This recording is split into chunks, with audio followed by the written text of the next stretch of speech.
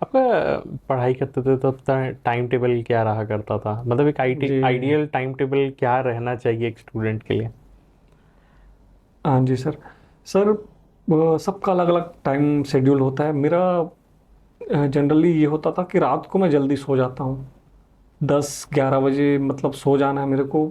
और उसके बाद 4:30-5 बजे उठना है। और उसके बाद फिर मेरा पूरा शेड्यूल चालू होता था।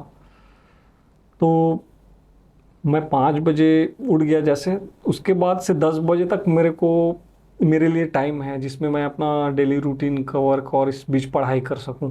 उसके बाद 10 से 4 ऑफिस वाला टाइम होता है। 10:30 से 4:30 तक ऑफिस टाइम। तो इस बीच में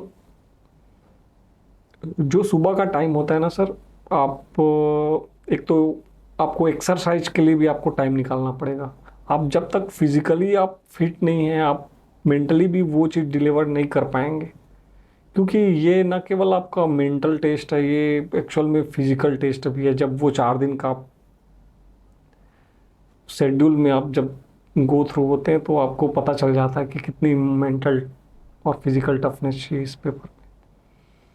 तो पहले तो हेल्थ के लिए जैसे नॉर्मल एक्सरसाइज है, जैसे सूर्य नमस्कार है हम्म। और प्राणायाम है, ये मेरी डेली रूटीन में आज भी है।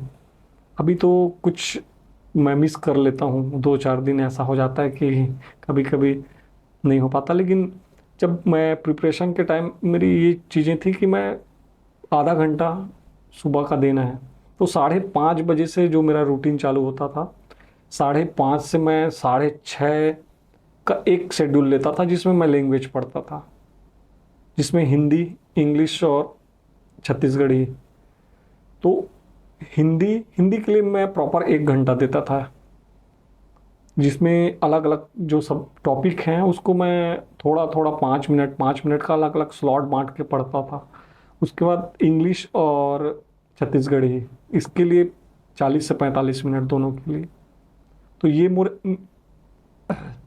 जो मेरा ये 1.5 घंटे का शेड्यूल था वो स्टार्टिंग में सुबह का था। उसके बाद 7:30 बजे से मैं नहाना और रिफ्रेशमेंट लेना और थोड़ा ध्यान करना। उसके बाद 8 बजे से 9:30 बजे का एक टाइम रहता था जिसमें मैं कोई एक सब्जेक्ट अपने हिसाब से प्लानिंग करता था। वो मेरी प्लानिंग थी। तो उसमें मैं अलग अलग दिन अलग अलग सब्जेक्ट लेता था। जैसे या तो 3 दिन का एक शेड्यूल मानता था, मेरे को हिस्ट्री ख़त्म करना 3 दिन में, 1.5-1.5 घंटे। उसके बाद 9:30 से फिर ऑफिस टाइम होता था। उसके बाद मैं ऑफिस के लिए भी अपने बुक्स कुछ लेके गया, वहाँ टेस्ट सीरीज लगाना है तो प्रिंट आउट निकाल के ले गया हूँ पेपर वगैरह। तो वो चीज़ें अगर जिस दिन मंडे है, थर्सडे, उस दिन बहुत बिजी शेड्यूल रहता है। उसके बाद अपने को टाइम मिलता है प्रॉपर, तो वो दोपहर का टाइम रहता है, उसमें अपने को एक सब्जेक्ट और अलग से 2 से 3 घंटे का प्रॉपर वो पढ़ाई का टाइम होता था। कुछ दिन ऐसे होते थे जो आप पढ़ नहीं पाते थे, बाकी दिन मिल जाता था पढ़ने को। उसके बाद शाम को जैसे घर आए, रूम आए, उसके बाद और सब्जेक्ट जो है उसमें मैथ्स, पेपर 4 का मैथ्स और साइंस, वो 1.5 घंटे का स्लॉट अलग से बंधा हुआ है। उसके बाद शाम को आप ना ज़्यादा हैवी पढ़ना नहीं चाहते तो वो वाला शाम वाला जो टाइम रहता है ना, वो आप जीएस, जैसे आपको दर्शन पढ़ने में अच्छा लगेगा उस टाइम, आपको समाज शास्त्र पढ़ने में अच्छा लगेगा, आप छत्तीसगढ़ की कला संस्कृति ये सब पढ़ेंगे, तो वो वाला टाइम मेरे को लगता है रात को 10 बजे तक, 11 बजे तक। और इस बीच में 8 बजे तक का अपना डिनर डिनर लिए। उसके बाद ये पूरा एक साइकिल, एक शेड्यूल चलता था 24 घंटे का। उसके बाद सर अपना 24 घंटे का, इसमें कुछ इधर उधर हो सकता है, 15 मिनट, आधा घंटा कभी कभी, लेकिन प्रॉपर 7 से 8 घंटा एक दिन का निकालना है आपको, जैसे भी निकालें आप। सुबह 3 घंटे निकाल लिए, 2.5 घंटे निकाल लिए, शाम को 2.5 से 2.5 से 3 घंटे निकालिए। ये 6 से 7 घंटा तो आपको प्योरली ऑफिस के बाद भी निकालना है प्रिपरेशन टाइम में।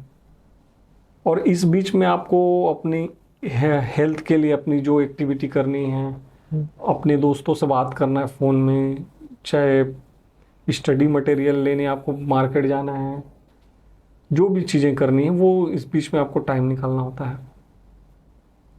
तो ये मेरा इस तरीके से जी आपका शेड्यूल 24 घंटे का शेड्यूल रहता था जी सर। रिवाइज और रिटेन कैसे करना चाहिए, क्योंकि इतना सारा सब्जेक्ट हो हाँ जाता जी है और अलग अलग समय पे आपको पढ़ते रहना पड़ता है। तो ऐसा होता है कई लोगों के साथ कि पढ़ लेते हैं पीछे का भूल जाते हैं, तो आपके साथ भी होता था? आप कैसे इससे मतलब रिवाइज करते थे और दिमाग में रखते थे? जी प्रीलिम्स के टाइम सर जनरली पहले तो सब्जेक्ट कंप्लीट करना है। जैसे पॉलिटी एक बार पढ़ना है, हिस्ट्री एक बार पढ़ना है। एक दिन में 2 सब्जेक्ट लेते हैं अपन प्री के लिए, तो वो मेरे ख्याल से वो बहुत कंफर्ट तैयारी के लिए वो सबसे अच्छा मेथड है। अपन एक दिन में 2 सब्जेक्ट लिए, एक या तो हिस्ट्री लिए और जो छत्तीसगढ़ जीएस है उसको पैरेलल चलाते हैं। तो प्रीलिम्स का रिवीजन अलग हो जाता है और मेंस का रिवीजन अलग हो जाता है। तो अब जब आपको प्रीलिम्स का रिवीजन करना है, पहले तो आप पूरा सब्जेक्ट ख़त्म कर लीजिए एक एक बार। और उसमें से फिर कोर सब्जेक्ट हैं जैसे आपके पॉलिटी, हिस्ट्री, आपका करेंट अफेयर, छत्तीसगढ़ का जीएस, ये आपको एक बार अगर पढ़ चुके हैं तो रिवीजन फिर आपको, जैसे आप पढ़ने में आपको 10 दिन लगा तो रिवीजन करने में आपको 5 दिन लगना चाहिए, 6 दिन लगना चाहिए। और फिर थर्ड टाइम जब रिवीजन होता है तो वो 3 दिन 4 दिन में भी इजीली हो जाता है, क्योंकि आप एक बार पढ़ चुके हैं, उस पेज को पलटा चुके हैं, तो आपको आपकी आईज, आपका माइंड भी बहुत जल्दी कैच करता है उसको। तो रिवीजन प्रीलिम्स के लिए अलग है सर। और मेंस के लिए आपको पढ़ना है, रिवीजन करना है, तो पहले तो प्रॉपर नोट्स हो जाए और नोट्स से ही आपको रिवीजन करना है। और नोट्स अगर आप एक बार पढ़ चुके हैं तो सेकेंड टाइम, थर्ड टाइम बहुत इजी हो जाता है। बाकी जितने जीएस पेपर होते हैं, प्रॉपर नोट्स तो बनाना पड़ेगा उसके लिए। पहले अपने हाथ से लिखी हुई चीज़ें आपको ज़्यादा याद रहती हैं। वो चीज़ें आपके माइंड में, आपके सब कॉन्शियस माइंड में कहीं ना कहीं रहता है कि आप देख चुके होते हैं। और जब सेकेंड टाइम, थर्ड टाइम जब उसको फिर से पढ़ते हैं तो बहुत ईजी हो जाता है जी। तो रिवीजन सर पहले तो पूरा प्रॉपर एक बार सिलेबस पूरा कंप्लीट हो, उसके बाद रिवीजन। और रिवीजन ज़्यादा टाइम टेकिंग भी नहीं होना चाहिए। पता चल रहा है कि हम पूरा डिटेल फिर से पढ़ रहे हैं। हम लोग एक बार पढ़ चुके हैं तो आइडिया हो गया कि कौन सा इम्पोर्टेंट चैप्टर है, कौन सा अपने को ज़्यादा टाइम देना है। जैसे पॉलिटी की बात किया मैं, पार्ट 5 और 6 ये बहुत इम्पोर्टेंट है।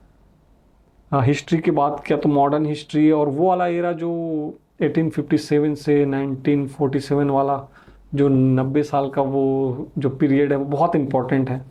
वो एग्ज़ाम में उससे 2-3 क्वेश्चन तो आते ही हैं। तो अपने को मतलब इतना सेंस हो जाता है कि एग्ज़ाम का पेपर का सेंस इतना हो जाता है कि कहाँ से कितना पूछना है, किसका वेटेज ज़्यादा है।